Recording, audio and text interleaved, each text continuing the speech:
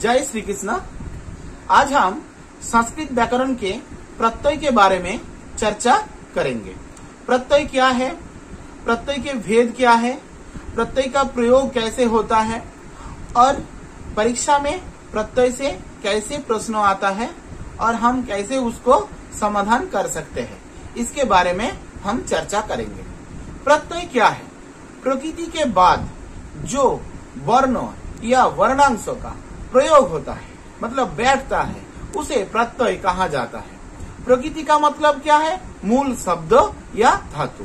तो कैसा बना? मूल शब्द या धातु के बाद जिसका प्रयोग होता है उसे प्रत्यय कहा जाता है। प्रत्यय के दो भेद है, कृत प्रत्यय और तद्धित प्रत्यय। कृत प्रत्यय क्या है? धातु के बाद जो बैठता है, जो प्रत्यय बैठता है उसे कृत प्रत्यय कहा जाता है। जैसे गम एक धातु है, क्रिया का मूल रूप को धातु कहा जाता है। गम एक धातु है, गम युक्त तुमुन हो गया गंतुम। यहाँ पर हम देखते हैं गम एक धातु है और तुमुन एक प्रत्यय है। तो तुमुन क्या प्रत्यय हुआ? कृत प्रत्यय हुआ, क्योंकि धातु के बाद उसका प्रयोग हुआ। अब हम उदाहरण देखेंगे तद्धित प्रत्यय के बारे में। शब्दों के बाद जो प्रत्यय का प्रयोग होता है उसे हम तद्धित प्रत्यय कहते हैं। जैसे शिव युक्त अन हो गया शैवो, पांडु युक्त अन हो गया पांडव, गंगा युक्त ढक हो गया गांगेय। ये सारे ढक प्रत्यय, अन प्रत्यय, ये सारे तद्धित प्रत्यय है। और ये गंगा, शिव, पांडु सारे शब्द हैं। ये शब्दों के बाद जो प्रत्यय का प्रयोग हुआ उसे हम तद्धित प्रत्यय कहते हैं। तो शिव युक्त अन हो गया शैवो, शैवो एक तद्धित प्रत्ययान्त पद है। पहले कृत प्रत्यय के अंतर्गत तुमुन प्रत्यय के बारे में हम चर्चा करेंगे। तुमुन प्रत्यय क्या है ना? तुमुन प्रत्यय एक असमापिका, तुमुन प्रत्ययान्त शब्द एक असमापिका क्रिया के रूप में उसका प्रयोग होता है। तुमुन प्रत्यय में एक तुम बाद में एक तुम आता है। मतलब ऐसे है, जैसे गम धातु युक्त तुमुन, तुमुन हो गया गंतुम। ऐसे तुमुन प्रत्यय जोड़ने से तुम होता है, हो गया गंतुम। ऐसे हम इसका उदाहरण देखेंगे। गम युक्त तुमुन गंतुम, हन युक्त तुमुन हंतुम, पा युक्त तुमुन पातुम, स्ना युक्त तुमुन स्नातुम, दा युक्त तुमुन दातुम, प्रच्छ युक्त तुमुन प्रष्टुम, दृश युक्त तुमुन द्रष्टुम,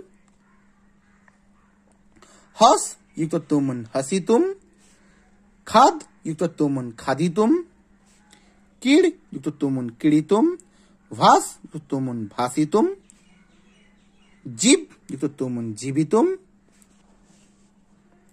कथ युक्त तुमुन कथयितुम, स्था युक्त तुमुन स्थातुम, गा युक्त तुमुन गातुम, लभ युक्त तुमुन लब्धुम।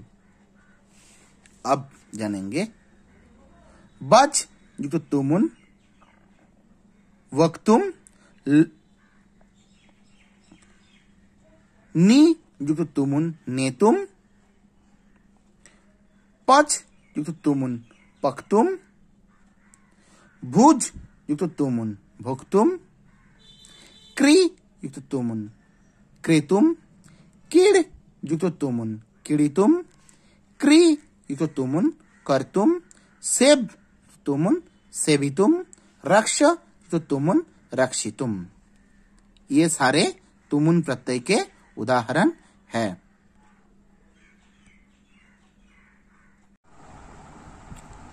तुमुन प्रत्यय के बाद हम चर्चा करेंगे सत्री प्रत्यय के बारे में। सत्री प्रत्यय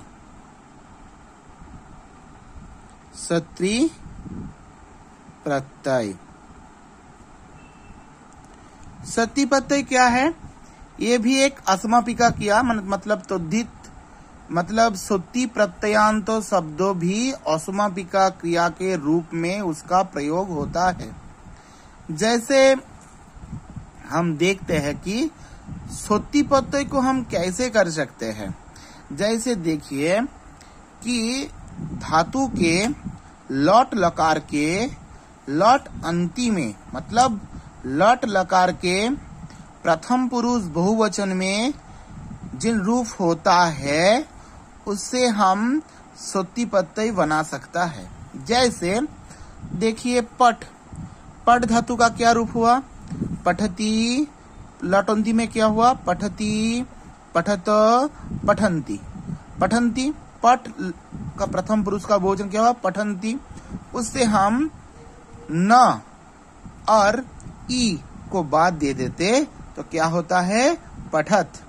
तो पठ युक्त सत्री हो गया क्या? पठत। ऐसे ही फट युक्त सत्री पठती, पठत, पठंती, वहां से हम नौ और ई को बाद कर हम क्या कर सकते हैं? पठत। ऐसे हम अस्ति, अस जित सत्री सत, अस्ति तो असंति सत, लिखती, लिखत, लिखंती लिखत, पचती, पचत, पचंती पचत।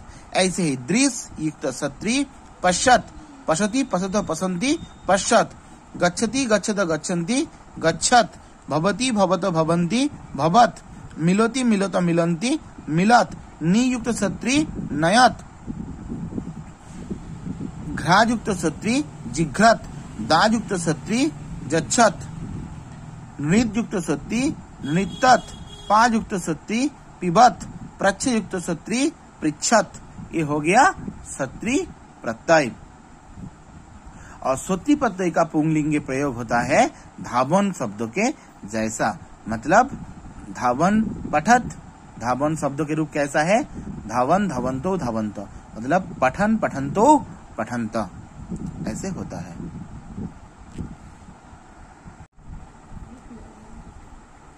अब सानच प्रत्यय के बारे में चर्चा करेंगे।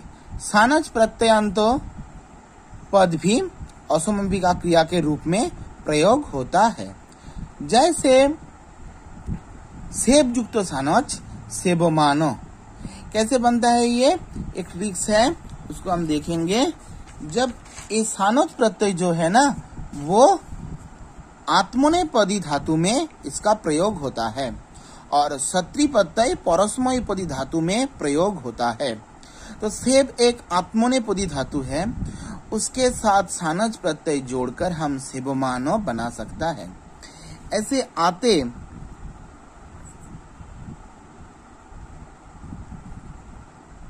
आते समान आन,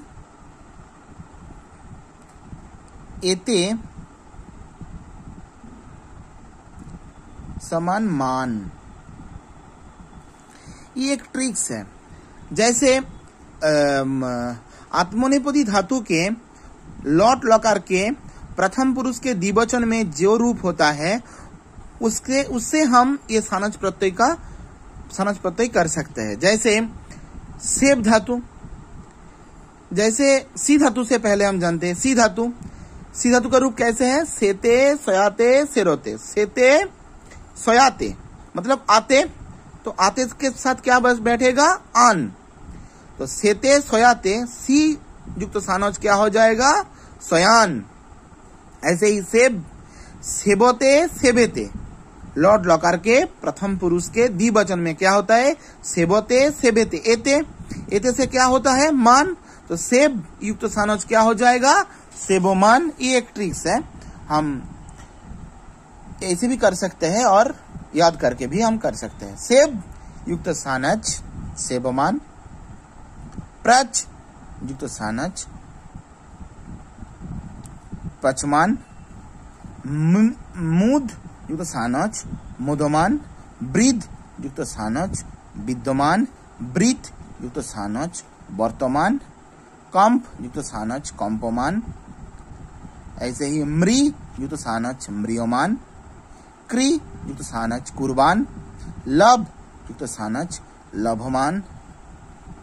ऐसे है सानच प्रत्यय का प्रयोग होता है। सी शयान। पुंगलिंगों में नौरव शब्द रूप के जैसा होता है, स्त्रीलिंगों में आकार जोड़कर लता शब्दों के जैसा होता है।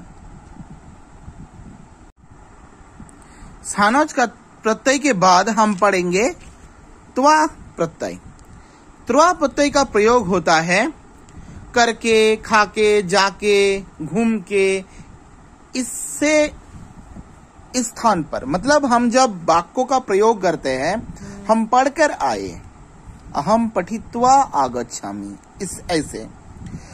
तो ताच प्रत्यय का कैसा प्रयोग होता है? त्वा युक्त होता है। मतलब क्री युक्त त्वाच कृत्वा, गम युक्त त्वाच गत्वा, नम युक्त त्वाच नत्वा, पा युक्त त्वाच पीत्वा, श्रु युक्त त्वाच श्रुत्वा, दृश युक्त त्वाच दृष्ट्वा, हन युक्त त्वाच हत्वा, प्रच युक्त त्वाच पृष्ट्वा, त्याज युक्त त्वाच त्यक्त्वा, स्पृश युक्त त्वाच स्पृष्ट्वा, गा युक्त त्वाच गात्वा, पठ युक्त त्वाच पठित्वा, पथ युक्त त्वाच पतित्वा, पुज युक्त ताच पूजित्वा, स्था युक्त ताच स्थित्वा, मन युक्त ताच मत्वा, खाद युक्त ताच खादित्वा, ऐसे।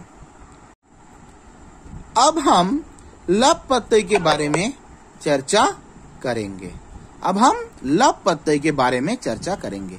लप प्रत्यय और ताच प्रत्यय में एक भेद है। उपसर्ग प्रयोग होने से लप प्रत्यय हो जाता है और बिना उपसर्ग के ताच प्रत्यय रहता है। जैसे प्र एक उपसर्ग है, प्र युक्त नम युक्त लप प्राणम, बी युक्त गा युक्त लप विज्ञाय, आ पूर्व गम युक्त लप आगम, ब्री युक्त स्मृ युक्त लप विस्मृत, बी युक्त जी युक्त लप विजित्व, ऐसे होता है। प्र पूर्व दा युक्त लप प्रदाय, प्र युक्त आप युक्त लप प्राप, ऐसे लप प्रत्यय का प्रयोग होता है। प्र युक्त बीस युक्त लप प्रविश, ऐसे होता है। देखो बच्चों, परीक्षा में कैसे प्रश्न पूछा जाएगा। यहाँ पर लिखा है एक प्रश्न, राम पाठं पठित्वा गृहम आगच्छत। तो यहाँ पर पठित्वा के नीचे अंडरलाइन किया गया है। ये क्या रूप होगा? पठी युक्त ता, पाठ युक्त ता, पाठ युक्त त्वा और पठ युक्त त्वा। बताओ क्या होगा? ये होगा पठ युक्त त्वा, ये वाला आंसर होगा। ठीक है, बाद में देखते हैं। आकर्ण, हरि कवितां आकर्ण लिखती, क्या होगा? ये नहीं होगा आकरण युक्त लप। भूल याद रखने से हमें भूल हो जाता है, तो हम सही को देखेंगे। आ युक्त कर्ण युक्त लप, ये हो जाएगा आंसर, उत्तर ये हो जाएगा। और ये क्या है? बयम गृहम गंतुम, हमने पढ़ा है गम युक्त तुमुन हो गया गंतुम। उसके बाद क्या है? किं करति भरत पादुके गृहे, ग्रह युक्त त्वा, क्या होगा? गृहीत्वा, गृहीत्वा मतलब कहां पर है? ये होगा गृहीत्वा, ये होगा गृहीत्वा, ग्रहण करके। उसके बाद क्या है? भक्त शिवम संपूज्यलप, संपूज्य, संपूज्य होगा, क्या होगा? संपूज्य। कहाँ है? ये है संपूज्य, ये होगा संपूर्व पुयुक्त लप। ऐसे प्रश्नों में ऐसे प्रश्न पूछा जाएगा, इसको ऐसे उत्तर करना होगा। हम दूसरी वीडियो में सिर्फ जो प्रश्नों आता है परीक्षा में, उसके ऊपर एक वीडियो बनाएंगे। धन्यवाद।